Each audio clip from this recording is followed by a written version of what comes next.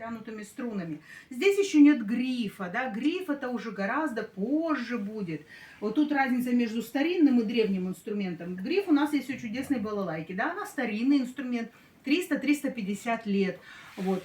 Кантеле история насчитывает от 3 до 4 тысяч лет. Вот такая между ними временная разбежка. Да, ну давайте послушаем, как звучит кантеле.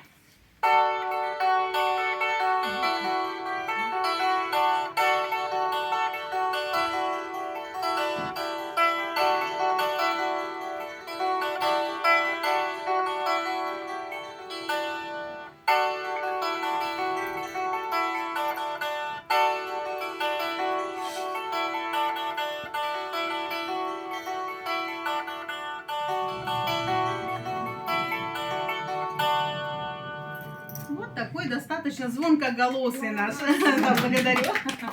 Но изначально кантеле, как я, в общем, подозреваю, все его родственники, было создано совсем не для сопровождения пения, танцев, либо каких-то прочих увеселений.